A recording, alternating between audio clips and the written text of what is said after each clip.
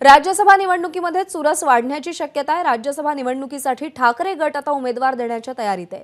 अनिल देसाईंच्या खासदारकीचा कार्यकाळ संपल्याने उमेदवारीचा विचार केला जाईल अशी माहिती मिळते।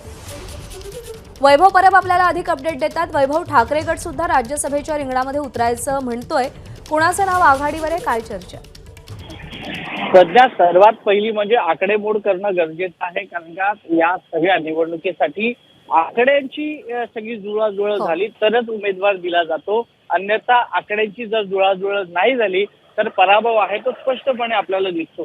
सध्या जर परिस्थिती पाहायला गेली तर ठाकरेंकडे आमदार आहेत कमी आणि राज्यसभेसाठी साधारणतः 41 ते 42 मतांचा कोटा हा लागत असतो। परंतु आता सध्या ठाकरेंची परिस्थिती पाहता ठाकरेंकडे फारच कमी प्रमाणात आहे ती मतांची आकडेवारी आहे।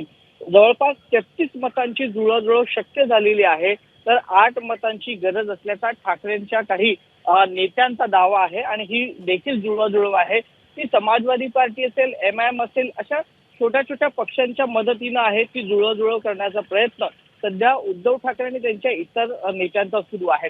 आता ही जुळवाजुळव प्रज्ञा कशी होऊ शकते तर बहुजन विकास आघाडी, प्रहार जनशक्ती जे नाराज अपक्ष आहेत त्यांना दावणीला बांधण्याचा सध्या ठाकरेंचा प्रयत्न आहे। जे सध्या या महायुतीवर नाराज आहेत, ज्यांना काही सध्या सरकारमध्ये जे सुरू आहे ते पटत नाहीयेत आणि त्यांना देखील याच्यातून बाहेर पडायचे, अशा लोकांशी सध्या उद्धव ठाकरे संपर्क साधतात।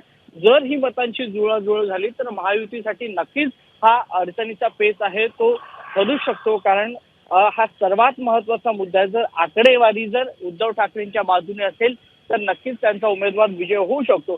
पण प्रज्ञा हे पाहिजे तसं शक्य नाहीये, हे सोपं नाहीये, कारण का जे अपक्ष पक्ष आहेत, जे छोटे मोठे पक्ष आहेत ते जवळपास नेहमी सत्ताधारी पक्षाच्या बाजूने असतात, सत्तेला धरून असतात, कारण का सत्तेत राहूनच त्यांची जी काही प्रलंबित कामं आहेत ती पूर्ण होत असतात।